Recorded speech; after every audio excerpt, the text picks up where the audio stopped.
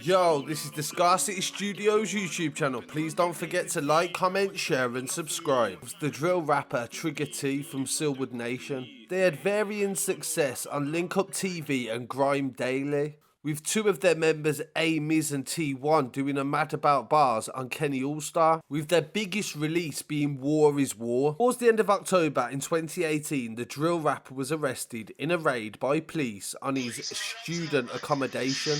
It turned out Daniel Olaloco, 19, from South London, he was studying pharmacology at the University of Central Lancashire. He admitted to dealing Class A drugs in the Barrow-in-Furness area of Cumbria, 300 miles away from where he lived in South London.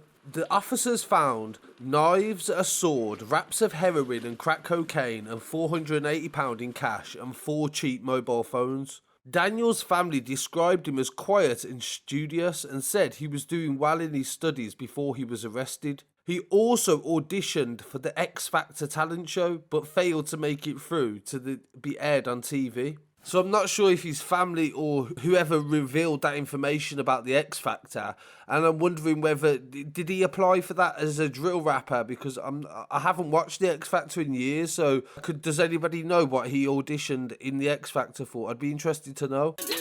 TT Langers, slide on the kick, get to testing. In the chat we trust, that spings and stuff, so all my peas I'm investing. Caramel one with a brain of bomb, come over here, you're interesting.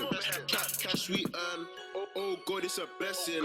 You don't make no guap, oh boy, that's depressing. She asks me what I do, I tell her trap my profession. Intent supply with possession, the band will be my obsession. And in regard to the fact that he's at university, people's first assumption is going to be, why is he committing crime? He's at university, surely he's got a better future for himself. But now I've started to see this a bit more in the past couple of years. If you think about it, students are quite broke, so the drug dealing temptation could always be there. People take a lot of drugs in university, people are always partying, and if you say, for example, just because you're going to university doesn't necessarily mean that you are rich. So maybe he was trying to make some money to be able to live the same sort of lifestyles as some other kids in there. I don't know. I'm trying to wonder what the reasons somebody would do that. So that's what I'm trying to think of. They revealed in court he was part of the SilNation drill group and started to write raps about drugs, sex, money and violence.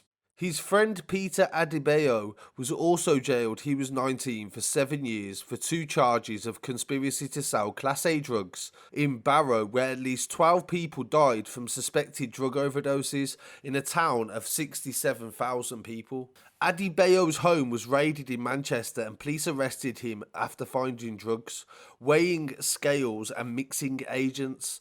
The 2 men worked in a gang known as Nation, named after the drill group as to which they used to release their music. They supplied to Barrow, more than 300 miles away. The prosecution said towards the end of the conspiracy to supply people in Barrow with heroin and crack cocaine, a key breakthrough for the police was when a 17-year-old girl was arrested in a flat in Barrow, but she was from London. The police searched the girl and found 53 wraps of heroin and crack cocaine that had been inserted inside her. So this would be known as being a mule, a drug mule, carrying it inside you internally. The court heard that Daniel and Peter had control over the girl and she was used in their drug conspiracy. These men operated as a sophisticated and relentless organised crime group. They targeted vulnerable people to facilitate their illegal activities, and they used fear and intimidation to operate their business.